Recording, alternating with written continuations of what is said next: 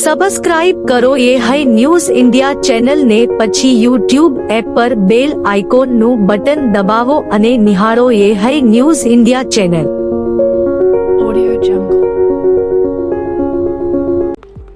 બનાસકાંઠા જિલ્લાના અમીરગઢના રબારિયા ગામમાં જમીન વિવાદે ભાઈએ ભાઈની હત્યા કરવાની ચકચારી ઘટના સામે આવી છે. જમીન વહેંચણીમાં અન્યાય થયો હોવાના આક્ષેપ સાથે નાથાભાઈ ખરાડી, તેમની પત્ની ગલબીબેન અને પુત્રી નીતાબેને રતનભાઈ ખરાડીએ પર હુમલો કર્યો હતો. બે ભાઈઓ વચ્ચે જમીન વહેંચણી બાદ વિવાદ ચાલતો હતો.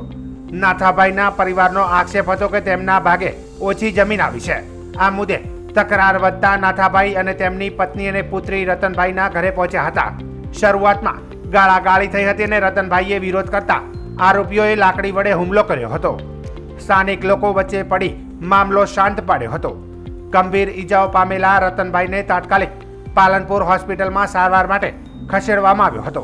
જોકે સારવાર દરમિયાન તેમનું મૃત્યુ નિપજ્યું હતું. પોલીસે ત્વરિત કાર્યવાહી કરી ત્રણેય આરોપીઓ નાથાભાઈ કેશાભાઈ ખરાડી, ગલબીબેન નાથાભાઈ ખરાડી અને નીતાબેન નાથાભાઈ ખરાડીની ધરપકડ કરી છે. આરોપીઓને જેલના સળિયા પાછળ ધકેલી દેવામાં આવ્યા છે અને વધુ તપાસ હાથ ધરવામાં આવી છે. कल रात को लगभग 11:30 पौने 12 बजे पालनपुर सिविल हॉस्पिटल से अमीरगढ़ पुलिस स्टेशन में एमएससी वर्दी लिखवाई गई कि रत्ना भाई उर्फ रता भाई, जो कि रबारियाबास के रहने वाले हैं, उनका सारवार करते टाइम मृत्यु हो गई है. तो तात्कालिक ये इन्फॉर्मेशन मिलते ही अमीरगढ़ पुलिस स्टेशन से टीम जो है सिविल हॉस्पिटल पहुंच गई और वहाँ पे देखा तो उनकी जो वाइफ थी वीनाबेन, उन्होंने हमको सूचना दी पूरी. उसके बेसिस पे हमने एफआईआर दाखिल करी और तात्कालिक जो है टीम डिस्पैच कर दी. जो आरोपी थे, जो मारामारी में इनका बनाव बना था और जो मुख्य आरोपी थे, उनको पकड़ने के लिए हमने टीम भेजी और कुछ ही घंटों में रातों रात ही जो है 3 आरोपी थे, नाथाभाई और उनकी वाइफ और उनकी बेटी, उनको हमने अमीरगढ़ पुलिस स्टेशन ने 1-2 घंटे के अंदर ही रात में उनको पकड़ लिया था. इसमें बनाव ये बना था कि 2-3 भाई थे और आपस में ज़मीन का झगड़ा चल रहा था बेचने को लेकर के. उसमें से जो एक भाई जिसकी मृत्यु हो गई, उसके बेटे ने जो है इन पे हमला किया था लकड़ी से और उसके कारण से उनकी मृत्यु हो गई थी. और अभी हमारी फर्दर इन्वेस्टिगेशन और चल रही है. બનાસકાંઠા જિલ્લાના વડગામ તાલુકા મથક ખાતે પાણીની પરબ ખુલ્લી મૂકવામાં આવી. આજરોજ વડગામ તાલુકા મથકે જ પાલનપુર જવાના હાઈવે પર આવેલ મણિભદ્ર કોમ્પ્લેક્સ ખાતે ઉનાળામાં રાહદારીઓ માટે પાણીની પરબ વડગામ તાલુકા ભારતીય જનતા પાર્ટીના મહામંત્રી ડીવી સોલંકી અને લાલાજી ઠાકોરના હસ્તે ખુલ્લી મૂકવામાં આવી હતી. જેમાં વડગામના પૂર્વ સરપંચ ભગવાનસિંહ સોલંકી દ્વારા સતત લોકસેવાના કાર્ય કરવામાં આવી રહ્યા છે. કોરોના કાળ વખતે સતત 45 દિવસ સુધી લોકો માટે રસોડું ખોલવામાં આવ્યું હતું, જેમાં રોજ 2000 લોકોને ભોજન આપવામાં આવતું હતું. કોરોનાની બીજી લહેરમાં પણ ઓક્સિજનના બાટલા સ્વખર્ચે લાવી લોકોને આપવામાં આવ્યા હતા. સતત સેવાના ભાવ સાથે લોક ઉપયોગી કામો કરવામાં આવે છે. જેમાં આજે પાણીની પરબ પણ ખુલ્લી મૂકવામાં આવી હતી. જેમાં વડગામના પૂર્વ સરપંચ ભગવાનસિંહ સોલંકીના નાના ભાઈ, પાણીની પરબના દાતા એવા ચંદનસિંહ સોલંકી, વડગામ ઝાકીર હુસેન કુરેશી, દીપક પુરબિયા, હિંમતસિંહ સોલંકી, પ્રફુલભાઈ રાવલ સહિતના આગેવાનો હાજર રહ્યા હતા.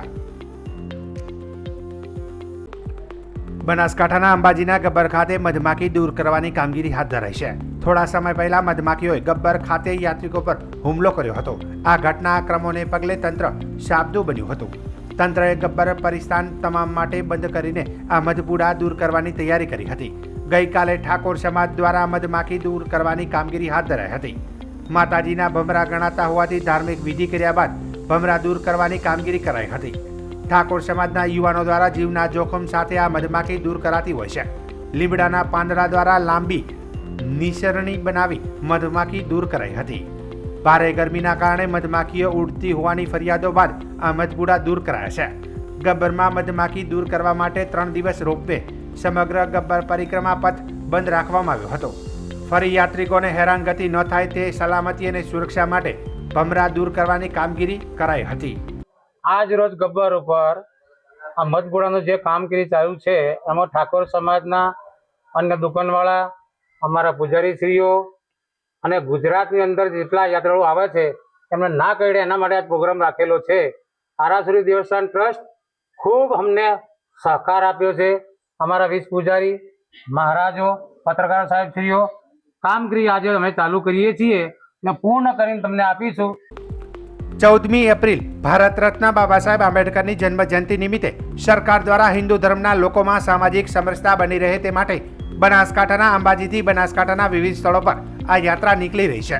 ત્યારે આજે 5મા દિવસે દિયોદર ખાતે હિન્દુ સમાજની સામાજિક સમરસતા યાત્રા દિયોદર ખાતે આવી પહોંચતા દિયોદરના ભેસાણા ચોકડી પાસે દિયોદરના હિન્દુ સમાજના લોકો દ્વારા આજે આ સામાજિક સમરસતા યાત્રાનું ભવ્ય સ્વાગત કરવામાં આવ્યું હતું। તો યાત્રા દિયોદરના રેલવે બ્રિજ પરથી શહેરના વિવિધ માર્ગો પર પસાર થઈ હતી, જ્યાં દિયોદરના રેલવે સ્ટેશન, જૂના બસ સ્ટેશન, ગ્રામ પંચાયત થઈ પોલીસ સ્ટેશન વિસ્તાર પર આવી પહોંચતા દિયોદરના ભારત વિકાસ પરિષદના હોદ્દેદારો અને વિવિધ હિન્દુ સમાજના સંગઠનો દ્વારા આ સામાજિક સમરસતા યાત્રાનું ભવ્ય સ્વાગત કરવામાં આવ્યું હતું। જ્યાં યાત્રા દિયોદરના સર્કિટ હાઉસ થઈ આદર્શ ચોકડી પાસે યાત્રાનું સમાપન થયું હતું। જ્યાં યાત્રા દિયોદર તાલુકાના દેલવાડા, ડુચકવાડા, ફોરણા, સોની ગામ પહોંચતા ગામ લોકો દ્વારા આ યાત્રાનું ભવ્ય સ્વાગત કરવામાં આવ્યું હતું। જ્યાં મોટી સંખ્યામાં લોકો ઉપસ્થિત રહીને સમગ્ર હિન્દુ સમાજમાં એક સમરસતા આવે તે માટેનો સંદેશ આ યાત્રાનો મુખ્ય હેતુ રહ્યો હતો। આ યાત્રા દ્વારા વિવિધ હિન્દુ સમાજમાં એક અખંડતા, ભાઈચારો, સામાજિક સમરસતા બની રહે તે માટે સંતો મહંતો દ્વારા સંદેશો આપવામાં આવ્યો હતો। આ પ્રસંગે દિયોદર ખાતે સામાજિક સમરસતા યાત્રામાં શ્રી 1008 મહાન મંડલેશ્વર સ્વામી રાજેન્દ્ર નંદગીરી, કાર્યકારી અધ્યક્ષ ગુજરાત પ્રદેશ અને અખિલ ભારતીય સંત સમિતિ ગુજરાત, આનંદધામ દિલ્હી હાઈવે પાલનપુર, દિયોદર કોટડા ખાતે સંત શ્રી રોહિતદાસ આશ્રમના સંત જામદાસ બાપુ, દિયોદર તાલુકા પંચાયતના સામાજિક ન્યાય સમિતિના પૂર્વ ચેરમેન રેવાભાઈ પરમાર, જિલ્લા મંત્રી અને દિયોદર માર્કેટયાર્ડના વાઇસ ચેરમેન પરાગભાઈ જોશી, દિયોદર ભાજપ અનુસૂચિત જાતિ મોરચાના પ્રમુખ મુકેશભાઈ ચૌહાણ, ભારત વિકાસ પરિષદના પ્રમુખ જીતેન્દ્રભાઈ ત્રિવેદી, પ્રદીપભાઈ શાહ, કોટડા ગ્રામ પંચાયતના ડેપ્યુટી સરપંચ નરેશભાઈ પરમાર, કિશોરભાઈ નાયક, એમડી મકવાણા સહિત મોટી સંખ્યામાં હિન્દુ સમાજના લોકો જોડાયા હતા। આજે 18 તારીખનો સવારમાં 10 વાગ્યાથી મીઠા થઈ અને દિયોદર સમરસતા યાત્રા આવી। એની અંદર ભારતીય જનતા પાર્ટીના તમામ આગેવાનો, કાર્યકરો આવી અને સમરસતાનું સન્માન કર્યું અને ભારતની બધી પ્રજા હિન્દુ ધર્મ સનાતન થી જોડાય અને બોડી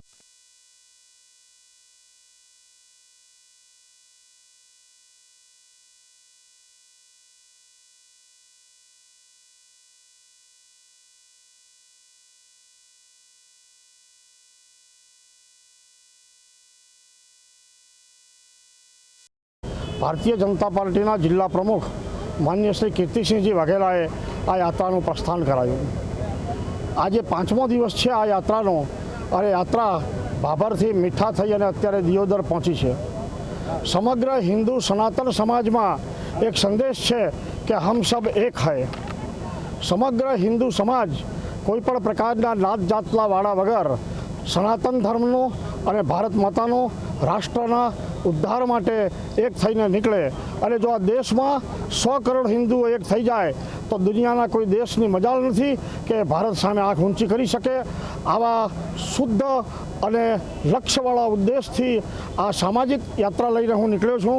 140 ગામોમાં ફરીને પ્રત્યક્ષ યા પરોક્ષ રીતે 80,000 લોકો સુધી સામાજિક સમરસતાનો આ સંદેશ ભારત માતાના સાનિધ્યમાં, એમના આશ્રય સ્થાનમાં, એમની નિશ્રામાં સૌ લોકો સુધી, સૌ સનાતનીઓ સુધી પહોંચાડવાનો હેતુ છે। મારી સાથે અનેક સ્થાને સંતો પણ જોડાતા રહ્યા છે। અહીંયા પણ પૂજ્ય જામનાથ બાપુ દિયોદરની આ યાત્રામાં જોડાયા છે અને જે કોઈ સૌ આ યાત્રાનું સ્વાગત કરી રહ્યા છે, યાત્રાને સમર્થન આપી રહ્યા છે, તે સૌનો પણ હું ખૂબ ખૂબ આભાર માનું છું। ભારત માતા કી।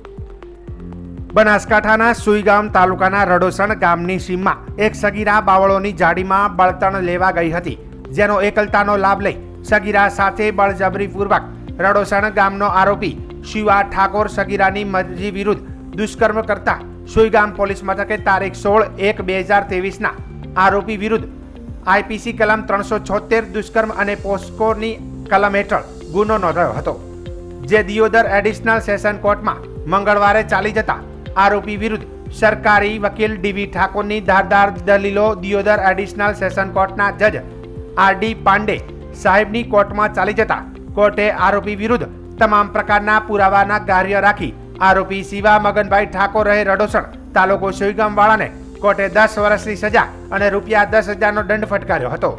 જેથી આવા માનસિક વૃત્તિવાળા આરોપીઓને સજા ફટકારી છે અને કોર્ટરૂમમાં આરોપીને સજા ફટકારતા કોર્ટરૂમમાં સન્નાટો છવાયો હતો.